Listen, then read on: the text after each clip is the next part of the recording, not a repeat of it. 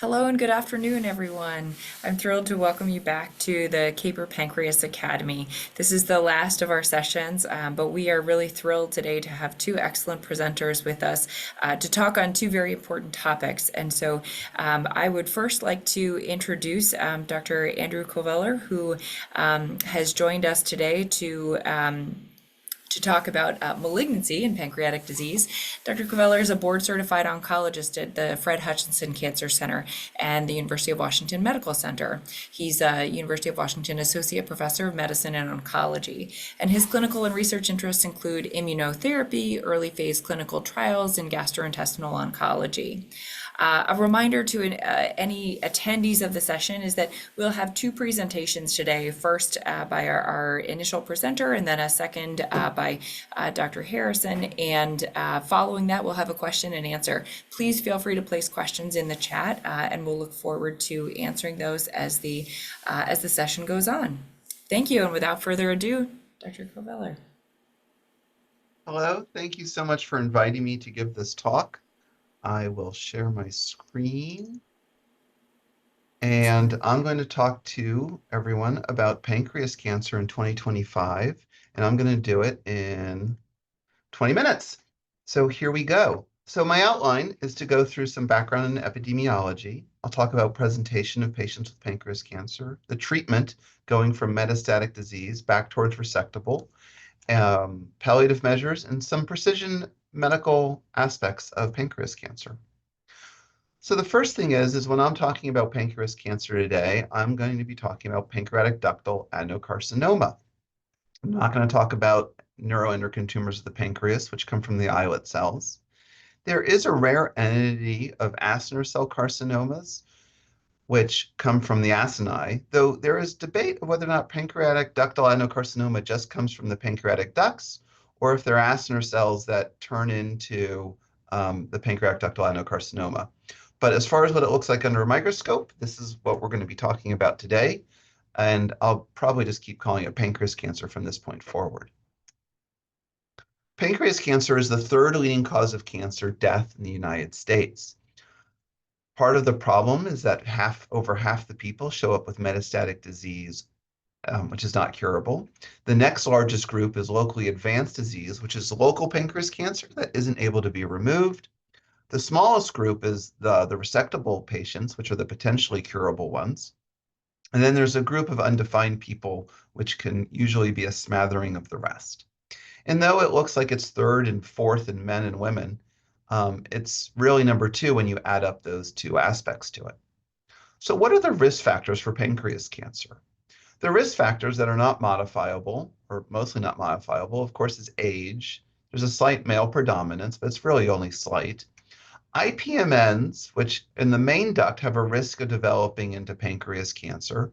And though this is under not modifiable, you can do surgery and watch these closely, so maybe it's slightly modifiable. Branch duct IPMNs really have an unlikely chance of becoming malignant, and those usually get observed.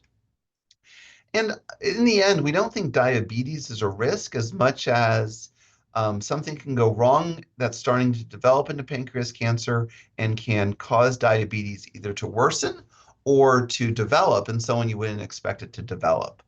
Though we should note that diabetes is not commonly something that precedes pancreas cancer, but when we look at screening, thin people who shouldn't become diabetic, it's one of those groups. The modifiable risk factors include things like diet, smoking, obesity, and if you consume alcohol, which is defined as more than 6 per day. Regarding family history, it shows you the number of degrees of relatives who could have pancreas cancer and what the risk increase is. I'm not going to go through all the high-risk pancreatic cancer susceptibility genes. I'll leave it up for a moment, so if you're watching this on a recording, you can pause it.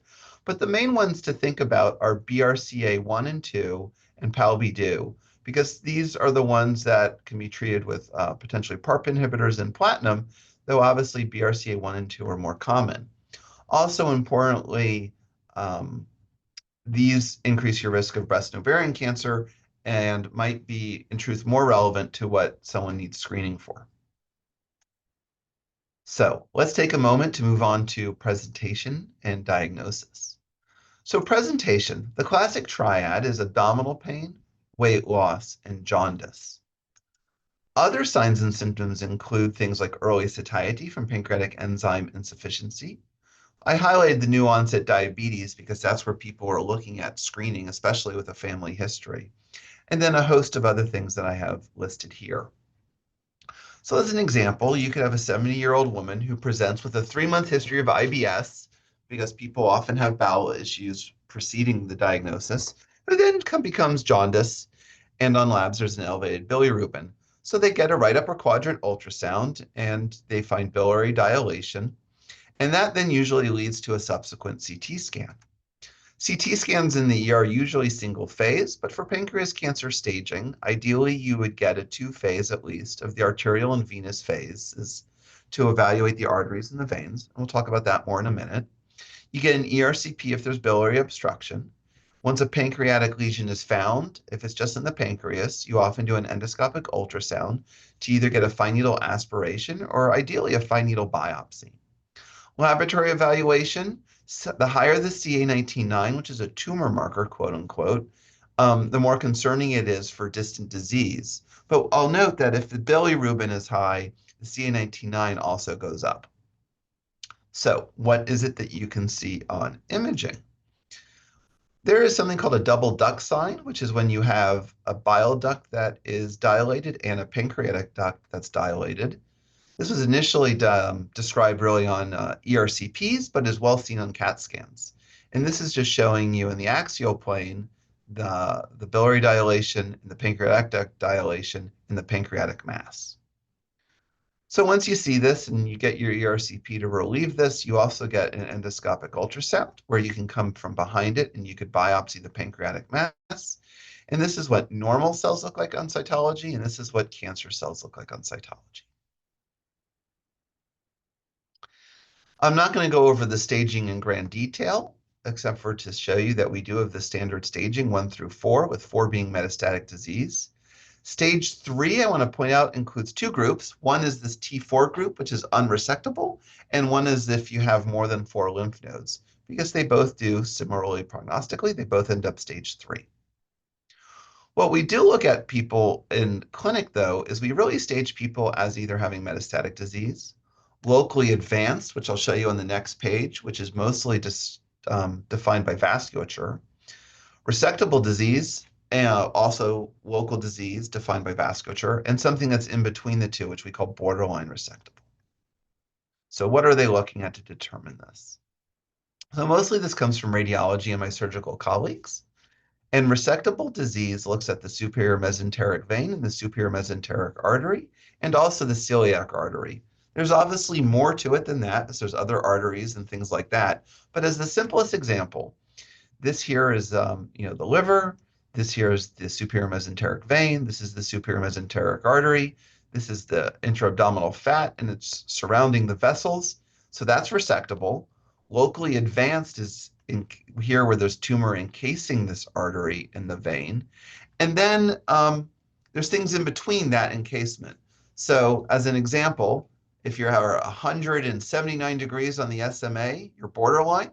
If you're 181, you're unresectable, or locally advanced, I should say. So that's a simple way of where those lines are drawn, but there's obviously more caveats to that and what can happen based off of chemotherapy. So having said that, we're going to go through the treatment of metastatic disease, locally advanced and resectable disease. I'll go into it first in what I call pancreas cancer treatment in one slide, and then I'll go into the subsections in a little more detail. So pancreas cancer in one slide. So I start on the bottom. First, supportive treatment that all patients should get include germline and comprehensive genetic profiling. Germline genetics may change treatment for a patient as far as things that you can do, and the genetic profiling may lead to potential targeted options, but that is recommended for all patients. Pancreas cancer usually does come with symptoms and also often a poor prognosis. So I like to put palliative care with or without spiritual health as kind of something else that all patients should get. Pancreas cancer often comes with pain, so appropriate pain management is important. stents for things such as decompression, and anything else that you would need. You can do duodenal stents if needed and things like that. As I mentioned, pancreatic enzymes are often needed in a registered dietitian because weight loss is a big problem in pancreas cancer, whether it be from the enzyme deficiency or from the cancer itself. So this is something all patients get. So then going up as far as treatments go. For metastatic disease, I've kind of listed here the regimens that are important in the treatment of pancreas cancer. FOLFIRINOX is folinic acid, fluorouracil, irinotecan, and oxaliplatin. These agents are given over a half day, and you get this regimen, and then you leave with a portable pump, and then you repeat this every 2 weeks. And the portable pump is for 2 days. Now, Irifox is essentially the same regimen with a more updated irinotecan or a modified irinotecan. And gemcitabine nab-paclitaxel is another regimen. It's given day 1, 8, and 15 standardly. There's no pump. You just get the chemotherapy in clinic, so kind of weekly, 3 out of 4 weeks. Naliri has one less drug than Nalirifox, which is the liposomal irinotecan and 5-FU and the leucovorin, but no oxaliplatin. And this is also a regimen which is given in clinic with a portable pump that you take home. So anytime I say chemotherapy, this is essentially the regimens we're talking about. Moving up to the locally advanced setting, you usually start with chemotherapy, though at some point you may get radiation. You may get something called tumor treating fields, which I'll show you in a few minutes. You may get surgery depending on the exact vasculature involved, or if it's just barely in the category and you get a smaller tumor, you get regression if it comes off the blood vessels. Borderline resectable starts with chemotherapy. You may or may not get radiation at some point. You may get the chemotherapy all up front. Ideally, though, or you should get surgery if the cancer doesn't get worse during the treatment. Resectable disease, though there are indications for getting chemotherapy first, the standard answer would be to get surgery first, followed by adjuvant chemotherapy. I threw on another chemotherapy regimen, which we use in the adjuvant setting, which we'll talk about in more detail, and you may or not get radiation at some point in here. So we're now going to focus a little bit more on separate sections of disease. So metastatic disease. The first thing I'm going to say before we look at all the text on the left is this is what oncologists look at, right? We give people regimen A versus regimen B, and then we look at overall and progression-free survival. And if we improve our Kaplan-Meier curve, we say that regimen wins.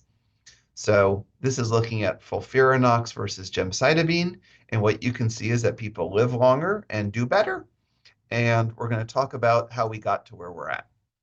So if we go back to 1997, gemcitabine was new chemotherapy compared to 5-FU, 5-fluorouracil. It showed a clinical benefit over 5-FU, which means survival wasn't really drastically different, but it was better tolerated and had symptom improvement.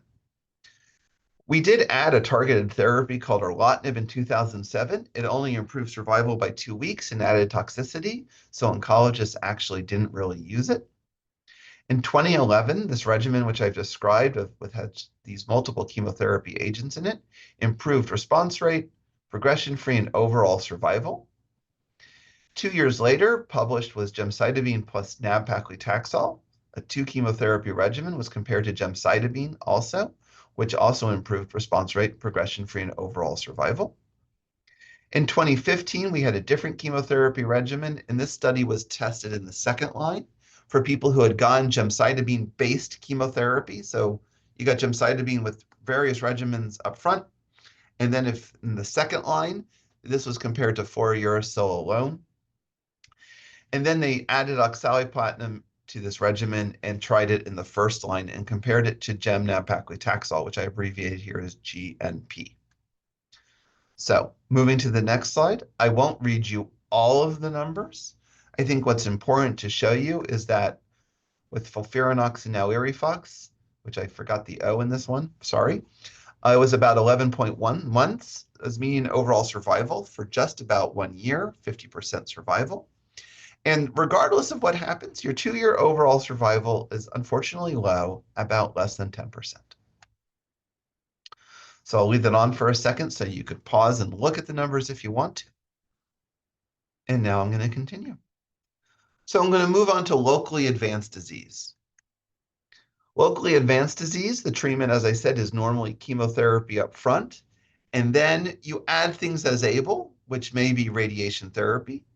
In theory, everyone can get tumor treating fields with locally advanced disease, and surgery as able. So first, surgery. So biology is what's most important. So if someone has a good response to chemotherapy or it's prolonged, that's probably the most important aspect of whether or not any surgery and intervention should subsequently happen. Better systemic therapies actually means more people might be able to get surgery, not less. And imaging isn't very sensitive after chemotherapy. So and challenging surgical dogmas is okay. And what Appleby did and then was modified was that the celiac artery, which was thought not to be removed, you can remove it, and this artery called the GDA becomes a source of blood flow. So there are some patients who are able to get a surgery despite the celiac artery being encased. And then my surgical colleague was kind enough to label everything during one of his surgeries and took a picture showing you where the pancreas is, where the tumor is, where the celiac and the SMA, celiac artery and superior mesenteric artery are, the aorta, and the liver. Ablative radiation before surgery or by itself shows a high chance of response rate and does seem to have benefit. It can get you off chemotherapy. And if you're able to get surgery afterwards, not surprisingly, you do better. So I've mentioned tumor treating fields, which are not yet FDA approved as far as I'm aware, but has shown their studies been published. This uses electric fields to exert physical forces to kill cancer cells via a variety of mechanisms. It doesn't cause nerve damage or heating effects, and it's mostly in metaphase, anaphase, and telophase where this treatment works. So what's this look like?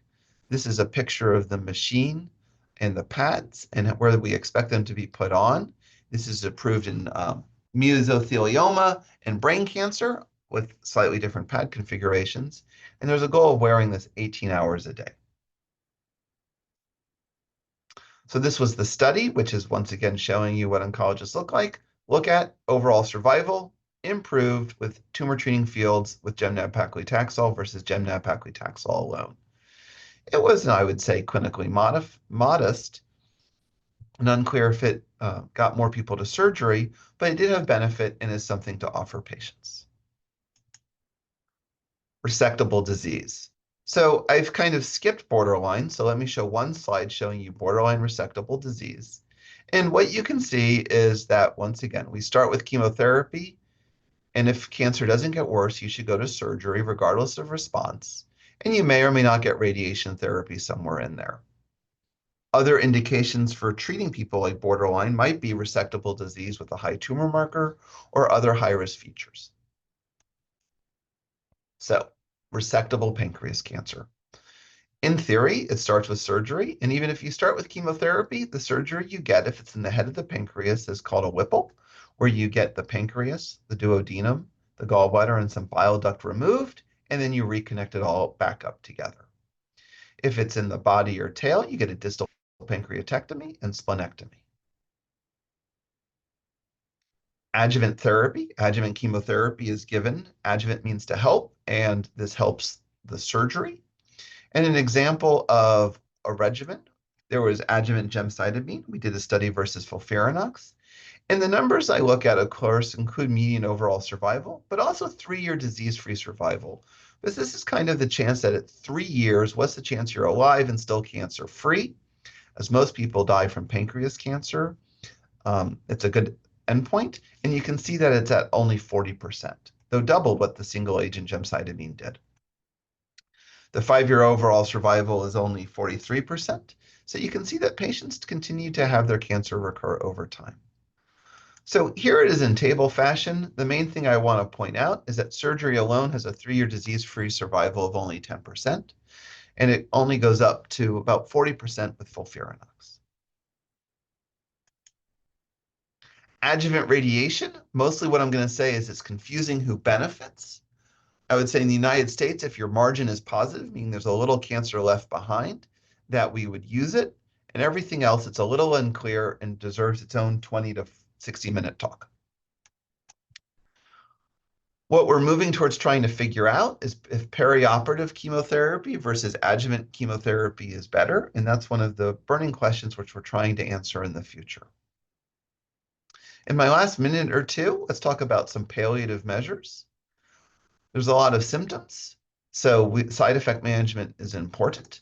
And what you'll see on this slide is things such as antidiarrheals and treatments for constipation, because over the course of chemotherapy and supportive medications, you get BES. Pain management, blood clot management, pancreatic enzyme management, nausea management. IV fluids are good for patients with chemotherapy, and sometimes you need shots to boost up your white count. Additional measures for palliation include celiac plexus block or splenic nerve blocks for pain management. Additional measures for palliation are just listed here. You need to manage their anorexia, the nutritional support, and this kind of just puts things into text. Decreasing neuropathy from chemotherapy, you can actually do with oral and IV ice, not IV ice, oral and peripheral ice. And it's important to treat all symptoms such as pain, enzyme deficiency, and depression. I'm going to go 1 minute over to talk a little bit about precision medical oncology. Where we're moving towards ideally is things that would be targeted therapy. So we get next generation sequencing, where you look at what is the genetic changes that happen in a tumor. And 90 to 100% of patients with pancreas cancer have KRAS mutations. Very rarely are they G12C, but KRAS, which was thought to be undruggable, is able to be drugged with a G12C inhibitor that binds and deactivates this enzyme. There's even KRAS inhibitors that work for RAS that's on, that glue cyclophilin A to it and suck this out of the cancer. This is not FDA approved, but is something that people are looking at in different ways. They figured out how to target the undruggable. Immunotherapy is not really here yet for pancreas cancer. There's some hope with T cells, but not really main stage. There are other ways to bring it in, and vaccines are currently being studied in the adjuvant setting. And then finally, I end on that same slide showing you pancreas cancer treatment in one slide. Thank you very much for your time, and I hope that gives you a taste of how pancreas cancer is treated. Thank you so much for the excellent talk. What a sobering diagnosis for people, and yet something that's therefore so important to acknowledge and treat. That's amazing work, and I look forward to discussing more at the end of this hour. Thank you, Dr. Koveller. I'd like to move to our next talk, actually, in the interest of time today, and I would like to introduce Dr. John Harrison, who is a hepatobiliary surgeon at Massachusetts General Hospital, who treats liver, pancreas, bile duct, gallbladder, ampullary, and duodenal cancers, as well as metastases from colorectal cancer, liver adenomas, liver cysts, and acute necrotizing and chronic pancreatitis, as well as pancreatic cysts, bile duct injuries, choledochal cysts, and benign biliary disease. And so today, in the midst of all of that, we'll be hearing about pancreatic cysts diagnostics and management from Dr. Harrison. And so without further ado, I will, again, back away, and we look forward to having this talk. Thank you. Great, and thank you so much for the kind introduction. I really appreciate the opportunity to present this, and it's a little bit of a step back from pancreas cancer, but within the spectrum of how sort of pancreas disease processes are thought about, there's a lot of overlap. So hopefully this will be a nice sort of companion to Dr. Koveller's great talk. So in terms of an outline, there were three things that I really wanted to address with the talk. The first being, what are pancreatic cysts and why do we care about them? How are these cysts diagnosed and what's the workup, and how does that change depending on what your suspicion is for the different type of cysts that you're dealing with is? And then finally is when to offer surgery or surveillance for a pancreatic cyst. And this is a nuanced conversation that often occurs sort of between the provider, the patient, the gastroenterologist, the surgeon. It's usually a multidisciplinary sort of discussion that sort of extends the patient's knowledge that they have a cyst and sort of how they're doing symptomatically and clinically. And so there are many different routes that you can go down with pancreas cysts. And again, it depends on sort of the fitness of the patient and the cyst that you're dealing with at the time of diagnosis. And so we'll go through all of those things in sort of more concrete details and sort of map out a little bit more precise course. So in terms of pancreatic cysts, there are a couple buckets that I think of them in. There are the really truly benign cysts that are never going to cause any type of problems for the patient, not going to drive any symptoms. There's no malignant potential. These are simple cysts, lymphoepithelial cysts, and pseudocysts. And the last one is the sequelae of acute necrotizing pancreatitis. And so these are, again, cysts that are not going to cause any problems from a malignancy standpoint. They're very unlikely to cause any symptoms. Pseudocysts can, and that's something that I manage very closely in patients who've had pancreatitis, if they sort of are coming back into sort of the clinical picture with new types of symptoms. Mucin-producing cysts, which is where I'm going to spend the bulk of the talk, include intraductal papillary mucinous neoplasms, or IPMNs. That's the acronym that I'll use throughout the talk, or mucinous cystic neoplasms, MCNs. And these are the most important because they can both cause symptoms and they have malignant potential because they're mucin-producing. There's another category of cysts that are non-mucin producing called serocystadenomas. These can become problematic as they can grow to very large sizes and compress on the adjacent viscera. And then there are also epithelial malignant cysts, such as solid pseudopapillary neoplasms or cystic variants of pancreas cancer, such as pancreatic ductal adenocarcinoma that Dr. Koval talked about, or neuroendocrine tumors. I'm not going to focus on those so much since the management for those is really akin to what is the standard of care for pancreas cancer. So as I alluded to in the outline side, the goal is to assess the malignancy risk and evaluate for symptomology in each patient that you're seeing.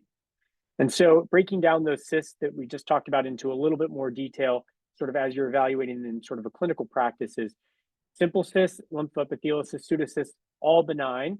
However, there can be symptoms with patients who have pseudocysts. In terms of the mucin-producing cysts, IPMN and MCN, these are pre-malignant and they can cause symptoms. And so you could be monitoring this patient for either one of those two indications from a surgical perspective. Serocystadenoma are, again, a benign cyst, but can become symptomatic if they grow to sort of a large size and begin to compress on the adjacent structures, such as the bile duct causing jaundice, the duodenal bulb causing a gastric outlet obstruction. And the importance of sort of a clinical history in these patients is really key. And so you need to really meet these patients, evaluate them, evaluate their symptoms, and then maybe obtain some lab work. We want to try to determine the type of cyst with high quality imaging. That can be either in the form of a triphasic CT, which we talked about, or an MRI with MRCP.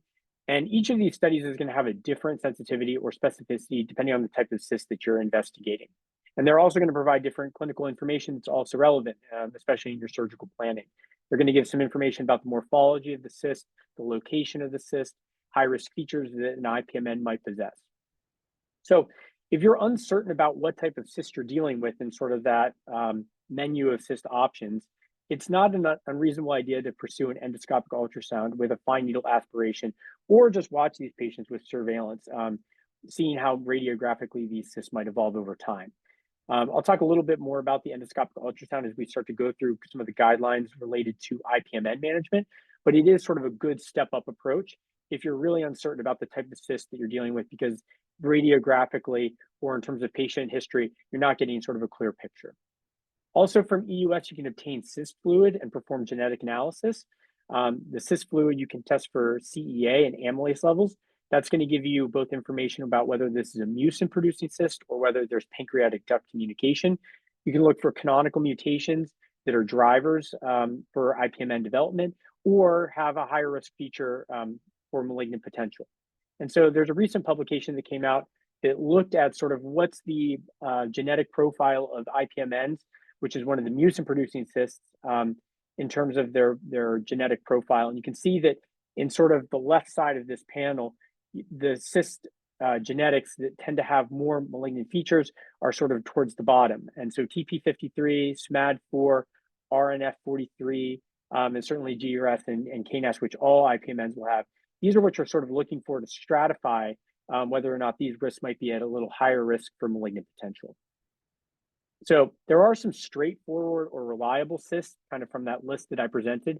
And these are cysts that have very consistent clinico-demographic data and a reliable radiographic appearance. And so these are patients who you get a CAT scan for, they've been referred to you, you're pretty certain what the diagnosis is based on sort of the clinical presentation and your radiographic information.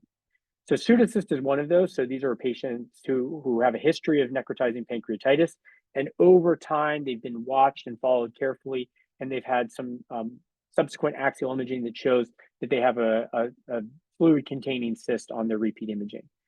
MCNs occur in women exclusively. They tend to be in middle-aged women, and this is somebody who might have left upper quadrant pain, early satiety, a little bit of nonspecific abdominal pain, but then they have a large, thick-walled cystic lesion in the pancreatic body or tail. And that's what this sort of looks like in this upper panel. And these are images that I took from a textbook that I actually authored this chapter on. And so you can see sort of in that top left panel, there's a large cystic lesion in the tail of the pancreas. And you can see on gross sectioning what that cystic lesion looks like. And interestingly, these mucinous cystic neoplasms have an ovarian stroma, which is very characteristic for them.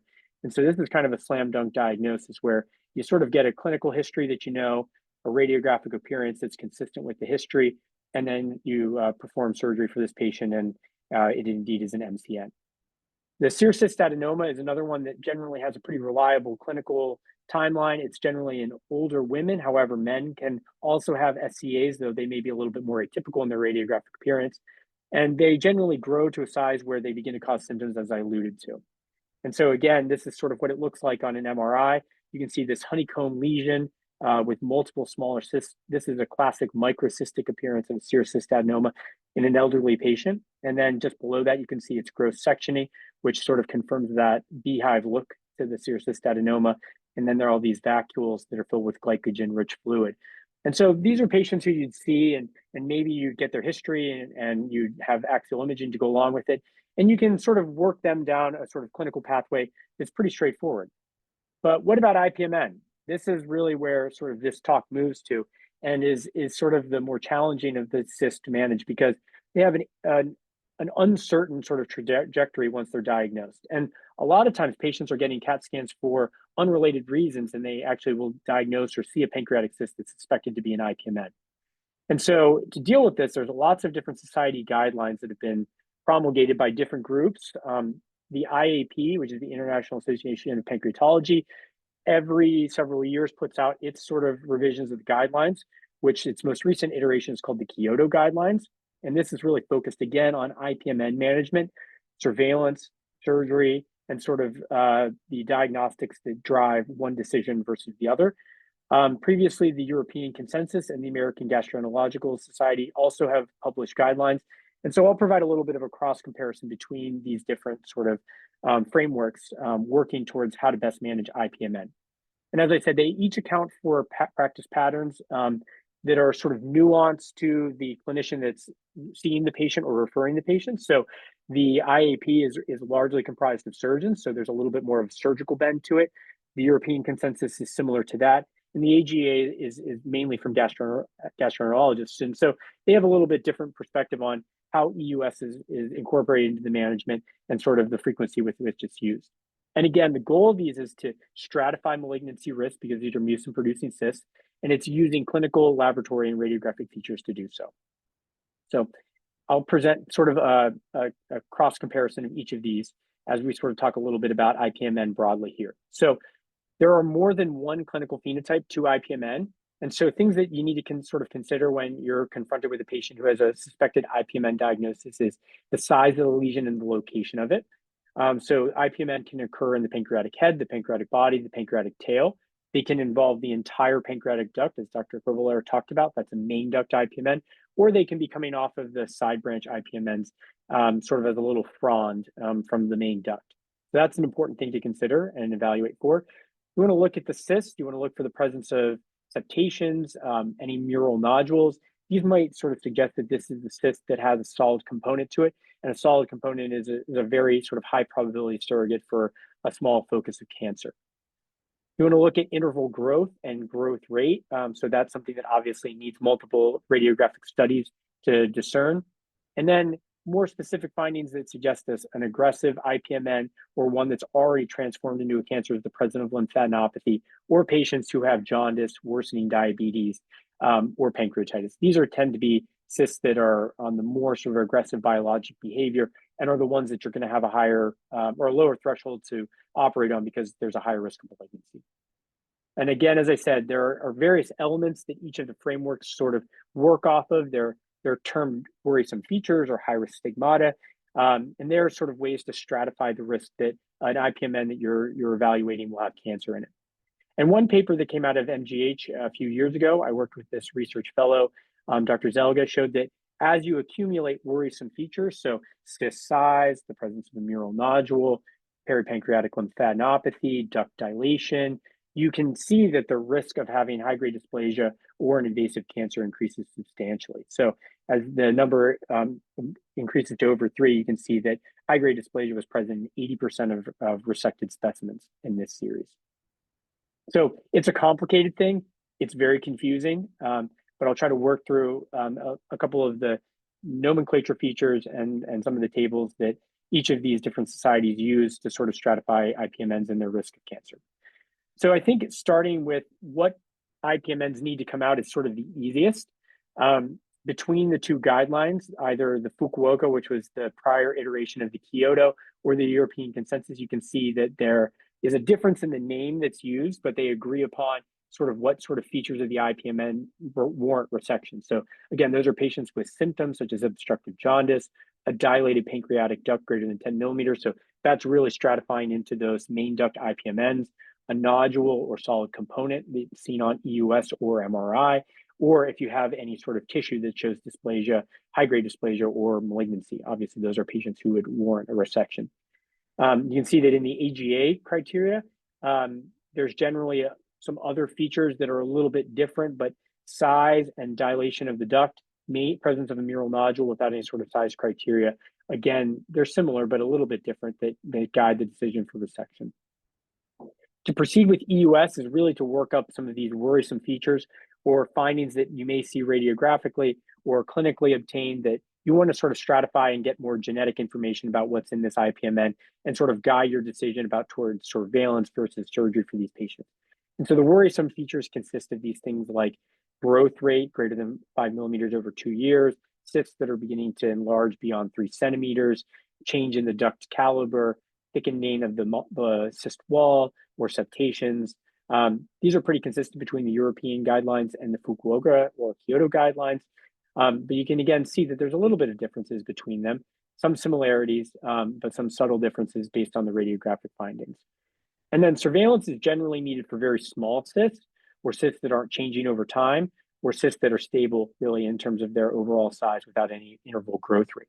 One thing that's important to note is that some groups will continue cyst surveillance indefinitely, and some groups will actually continue, will say, we've gotten to a point where this cyst hasn't changed and we'll stop. And that's a point of contention between the surgical sort of guidelines and the AGA.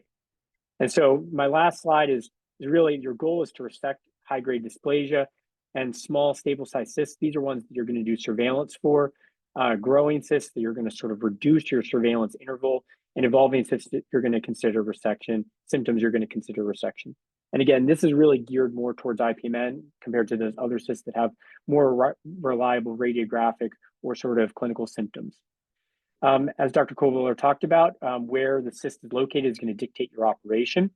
And sort of the discussion you want to have with the patient is I really want to balance the probability of high-grade dysplasia, so an accumulation of worrisome features or high-risk stigmata over time with patient's age. So they have to be fit for surgery. There has to be an appropriate surveillance interval. And I want to make sure that the extent of surgery is going to be curative for this type of cyst.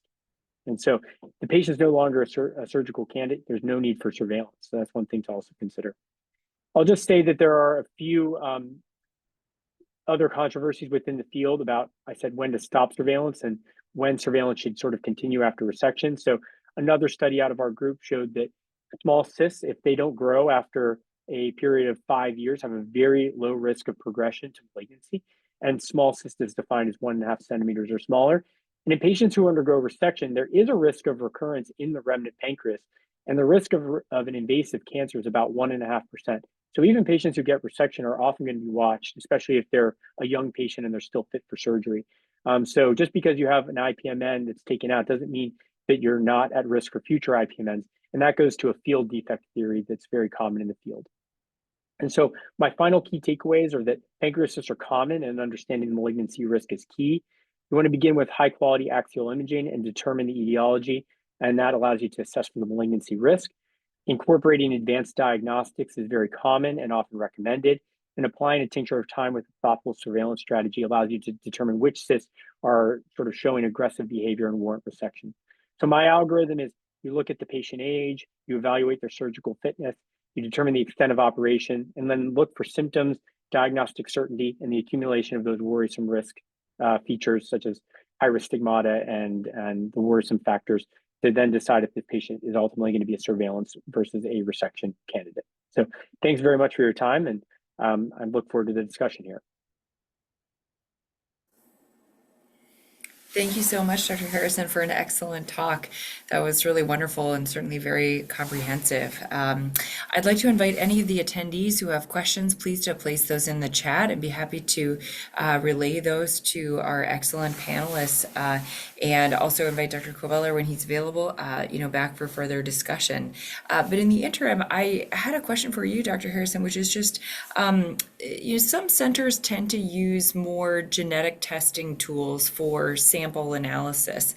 And so I wondered how at your center that is utilized and incorporated into the decision-making process. And maybe as a second level, how do you see that being utilized or expanded further in the future? That's a fantastic question, and really the forefront of sort of risk stratification for IPMN now. We actually have enough data that we know what sort of the driver mutations are for more aggressive cyst biology. So SMAD4, certainly TP53, RNF43. These are the ones that are more associated with IPMNs that have high-grade dysplasia or an invasive cancer. So I would say that most centers are moving towards getting an EUS for a patient that you have either a sort of borderline suspicion that this is an aggressive cancer and it's sort of a final decision point that really drives you to resection.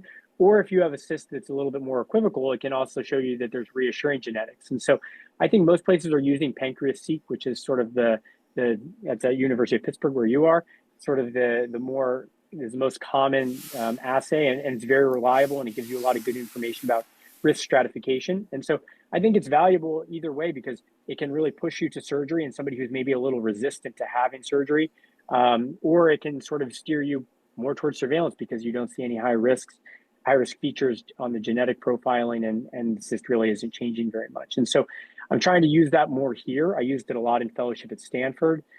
Here we have a little bit more of an in-house path-based cytologic assay that achieves basically the same goals, but is really looking at atypia in a different way than sort of the Pancreas-seq is looking at the genetic sort of mutations. But I think it's going to be in the IAP guidelines very soon as a worrisome feature that is going to drive you to resection. Excellent. Thank you. Yeah, I'm sure lots of trainees are seeing more and more of this kind of data provided when patients are having cysts evaluated, and so that's very helpful. Thank you. For Dr. Coveller, returning back to the topic of pancreas cancer, when patients come to see you, and have a new diagnosis, of course, there's a whole range of things that you talk about. But I wondered how you, initially counsel the patient and what kind of timeline you tend to lay out for the patient. When they're coming to see you, such as with like a locally advanced cancer or something like that, where there may be a lot of uncertainty in diagnostics and treatment. I think as a second level, I also wondered in your giant catchment area there at the University of Washington, how do you counsel patients who might be more rural or not have access to quite as many resources as you have available locally? Oh, all right. Two good questions. So I think the first question is where I guess the internet has become my friend, or the ER docs have become my enemy, frenemy, is that people come in with a very low bar as what they expect to be the result. So Anything I tell patients almost more than passing away within 6 months, they think that's good news. So I guess it's not a way to say it. They find all this bad news out, and then it's hopeful it's better.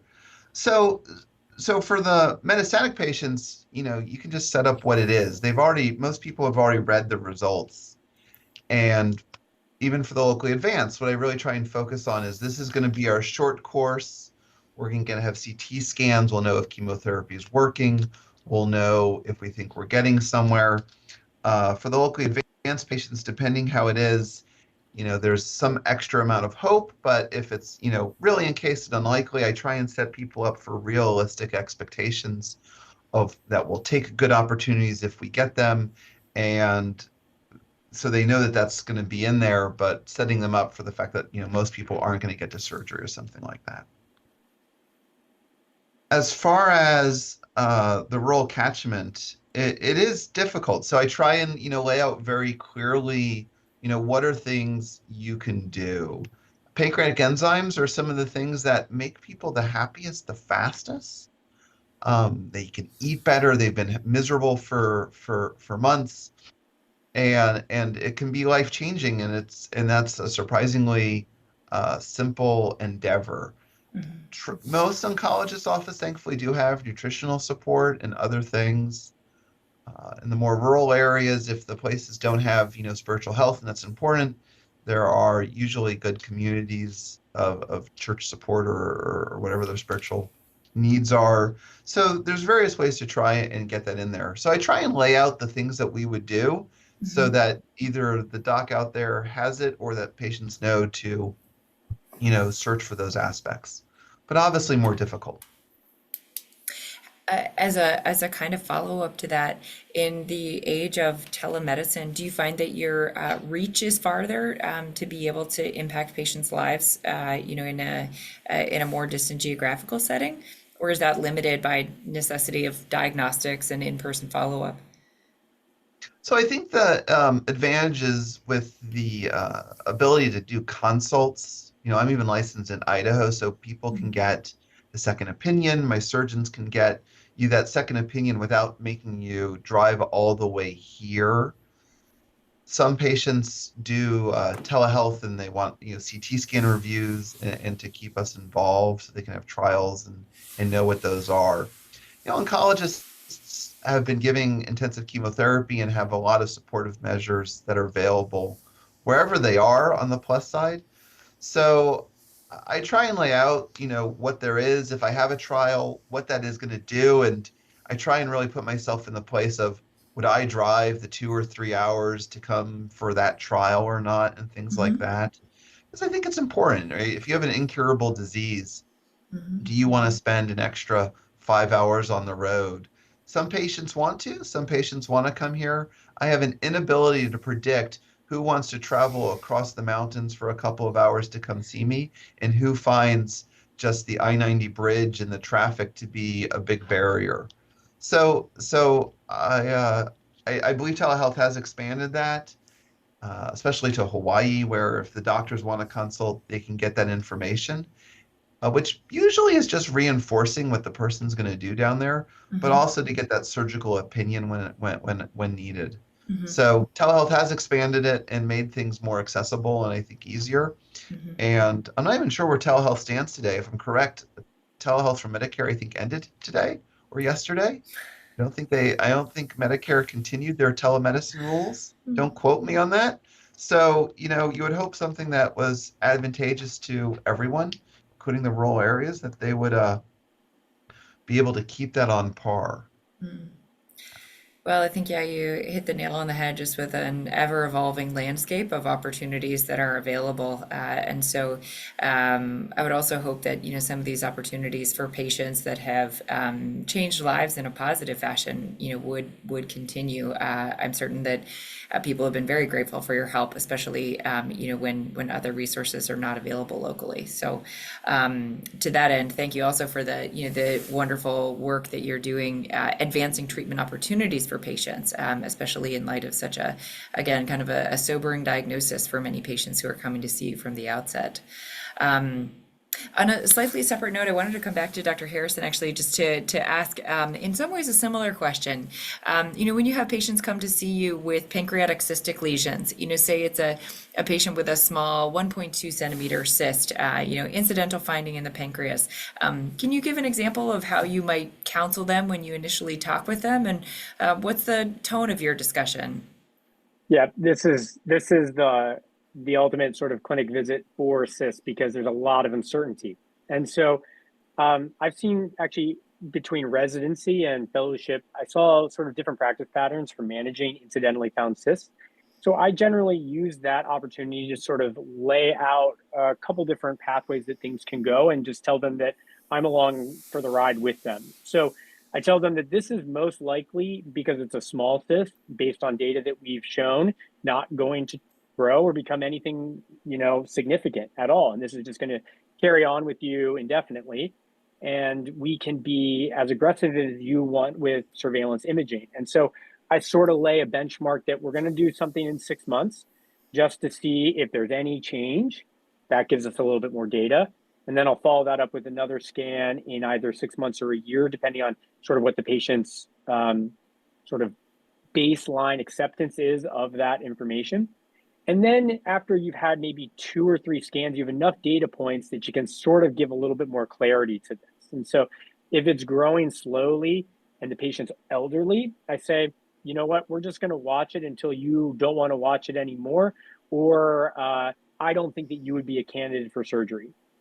In a younger patient, it's obviously a different conversation because if it's starting to show signs of change early on, that's when I'll start to plant the seed that maybe this is going to come to resection at some point because I'm already starting to see that there are some changes. This is when I might then, after 1 or 2 more years of surveillance, kind of getting towards that 5-year mark based on sort of AGA's data about and sort of consensus guidelines about stopping surveillance, I'd say, this is where we can kind of put our money down and we can do an EUS and we can see if there's any other things that might suggest that this is behaving a little bit more aggressively because this can become a cancer. And I don't want to miss that opportunity, that sort of perfect window where you're a surgical candidate. We've proven that this is acting up and you would do well with an operation. So that's kind of where things go. And so it's a longitudinal relationship with the patient when it's incidentally discovered cysts. And sometimes it's helpful to get that information a little bit on the earlier side with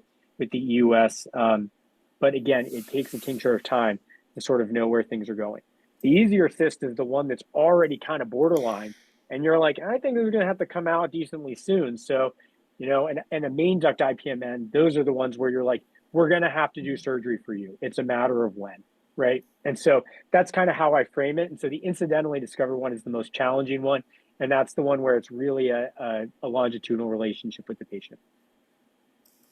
Excellent. Well, that is very helpful, and it's great, I think, for everybody in the audience to hear how some of those things happen in the clinical setting. At this point in the hour, I don't see any additional questions in the chat right now, and so I think we'll go ahead and wrap up our webinar today. I just wanted to take the opportunity to thank both of you, Dr. Koveller and Dr. Harrison, for being here today, for your excellent presentations, and for being available to our trainees and our audience members, for questions and so forth.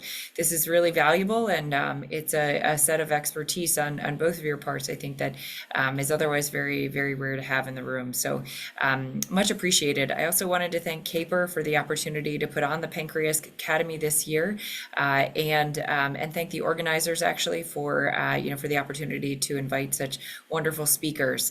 A reminder to all the audience members that this webinar will be available for viewing after today, posted on the CAPER website. And again, I would just like to thank everyone involved. Thank you for being here today.